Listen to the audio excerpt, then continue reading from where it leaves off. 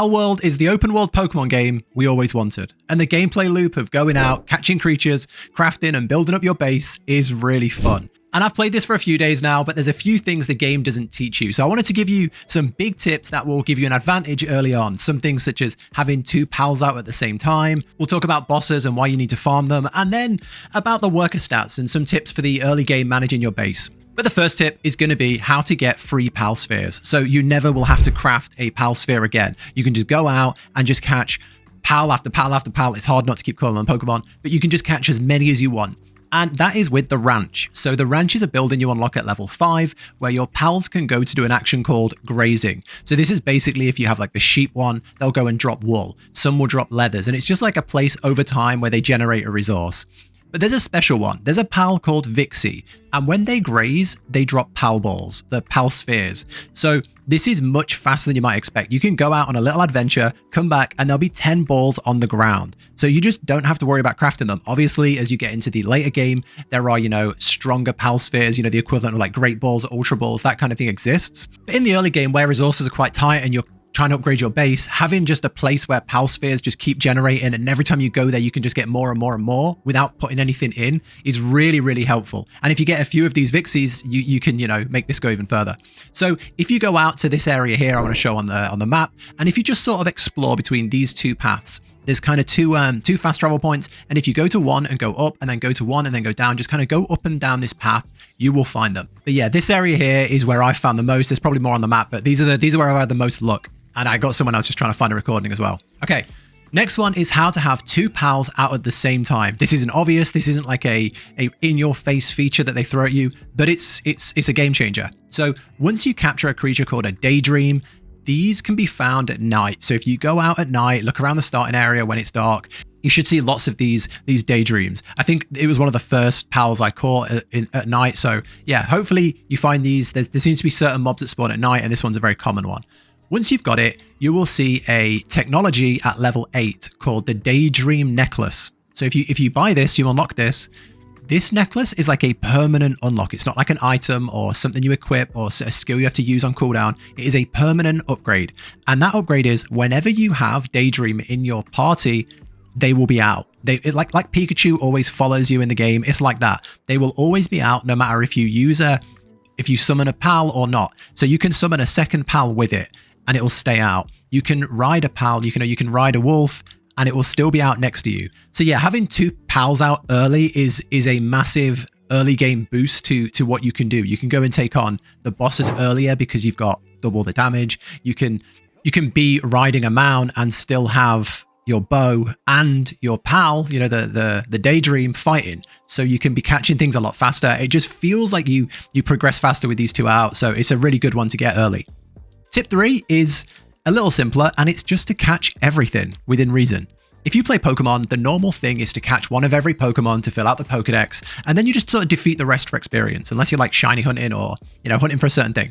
But in this game, that's not the best thing to do. The best thing to do here is to catch every single thing you see over and over again. So firstly, you get a huge XP boost for the first 10 of each pal you catch. And XP is the fastest way to, progress in this game and unlock all the new stuff and progress your base and get new technology. So catching 10 of every pal is a good goal to have for big XP. Secondly, as you progress in the game, you will unlock a machine, slight spoiler, that lets you upgrade your pals. So you basically pick a pal, you put it in the machine, and then you sacrifice 4 of the same pal to make the one you chose stronger. And then that pal gets like 1 star, and then you can upgrade it again. But when you go to upgrade it again, you need 16 of the same pal, and this keeps going up. So if you find a certain pal that you really like say the penguin, try and capture every single penguin you see, because when you get this machine unlocked, you're just going to need to feed in so many of these penguins to make the one you're using in your party stronger. So yeah, that's the tip. Catch as many as you can within reason for how many balls you've got. Okay, tip 4 is worker stats. Every single pal in the game has worker stats. So water pals can water your crops, fire ones can heat your furnace and smelt your items, and some can chop wood and gather resources in specific buildings you can build along later on in the game. So try and get a good variety of these from the start. I would go for something like Liftmonk or Tansy. That's like the little squirrel, the green squirrel, and then the little monkey, because they have lots of different stats. So they have lots of different worker abilities, and these are fixed to the pal. So it's not like you capture different of the same and they have random stats. They have like a fixed thing they're good at. So I would capture something like these two because they have a broad variety and they can kind of chip in on everything. And in the early game, you can only have a couple of pals out working on your base.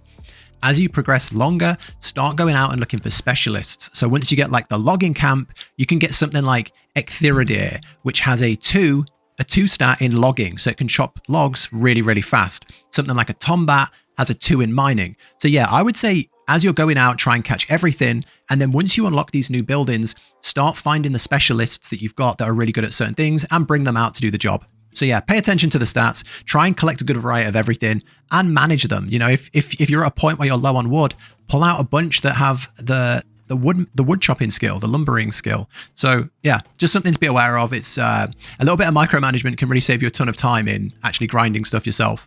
Okay, and then tip 5 is about bosses, and that's to go and fight them early and go and fight them often. The bosses have a cooldown of, I think, an hour, most of them do, and these are the large, high-level creatures that patrol the zone.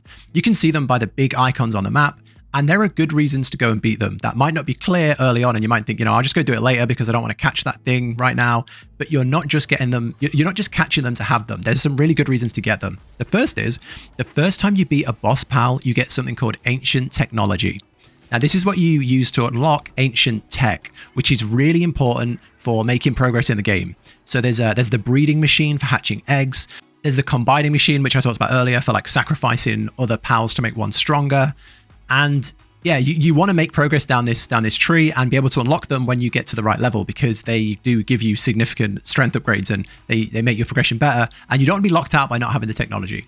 Secondly, when you defeat these, you also get ancient technology parts. So this isn't the tech you use in the tech tree. This is the parts you use to actually craft. And this can be used for crafting special items and advanced buildings. So this is something that you need to farm. So the tech is you go beat the boss. Every new boss is new tech.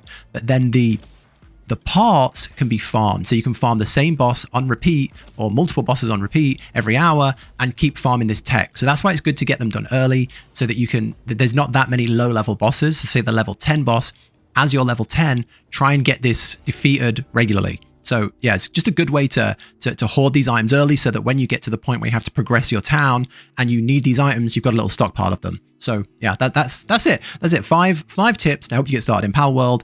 There's probably 100 things you could talk about. This is a massive game and we're all getting immersed in it. But yeah, there's no specific way to play. And these are just 5, hopefully good things to know early on that might not be obvious as you first start the game. I definitely didn't know about some of these until friends told me, and I was a few days into the game. So hopefully this helps. If it does, consider subscribing to the channel. I make tip videos and guide videos all the time. So yeah, subscribe if you want to see more like this. And if you've got any good tips for new players or things you found along the way that weren't obvious, let me and other people know down below. Let's help each other out, because this is a big game and I'm sure we're all going to find more and more as we go along. And this is an early access game, so this game's only getting bigger. But yeah, that's it from me. Take care, and I'll catch you in the next one.